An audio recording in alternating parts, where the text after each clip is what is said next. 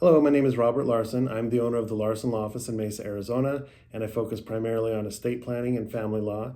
And today I wanted to talk about what is child support in Arizona. And that may seem like a really simple question. Pretty much everyone knows child support is a payment that one parent makes to the other parent to help for the expenses of their children that they have together. But it can actually be much more complicated than that. So first of all, in Arizona, it does include a monthly payment, and most people, when they split up and get either a divorce or a custody order, they will end up with a child support order as well. And most of the time, one parent is paying a monthly payment to the other. However, sometimes the child support comes out to zero because let's say they have the children equal time and they pretty much make the same amount of money. And so it might just be a zero child support order, but you still have an order. But most of the time, there is at least some kind of payment. And so that is a part of it, and it's a big part of it, certainly. However, there is more to it than that. So child support also includes insurance. For example, who is going to provide insurance for the children? That's part of your child support order. It's either going to say one parent or the other parent is responsible to provide that insurance.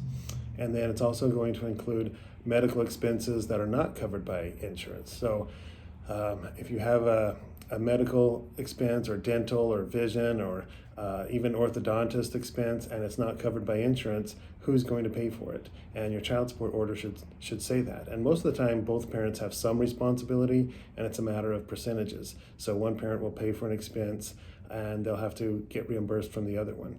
So the other thing it also includes is who's going to cover, or not cover, who's going to claim your children on their tax returns. So it's going to give you a schedule for every year. You're going to know who is going to claim the children on tax returns, and that could be a really big deal. That can result in thousands of dollars in differences on tax refunds. So the child support order is going to include all of that. All of those things are mandatory that they're included. So you need to make sure that when you're talking about child support, you're not just talking about a monthly payment, but you're covering all those other factors as well.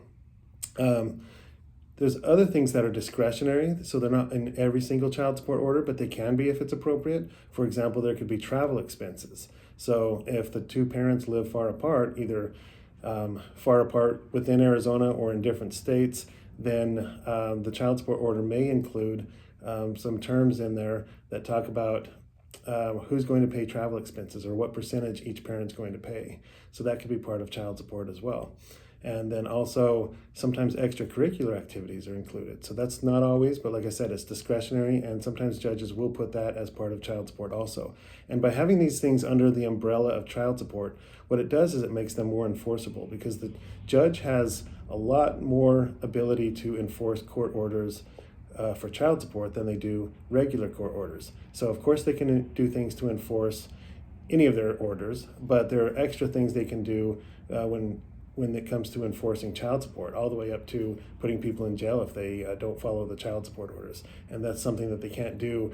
Let's say you're supposed to sell a vehicle and split the money, and one parent is just really being slow about doing it, and so they're not selling the vehicle. You go back to court. The judge can do things to sanction the parent who's not doing what they're supposed to do, and try to convince them to sell the vehicle and split the money like they're supposed to. For example, they could make them pay fines or attorney fees and things like that, but they can't put them in jail for that. But if you violate a child support order, they can put you in jail. So there's just extra things they can do to enforce child support that they can't do to other types of court orders, even though those are important as well. So that's one of the reasons why those particular issues are listed as part of child support, because they, first of all, they are part of child support, and then secondly, because it gives the judge more ability to enforce those court orders to make sure those things get done.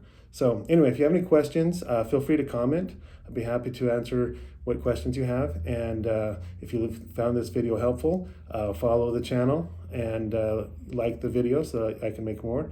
And if you have any questions, you can also give my office a call anytime as well. Thanks.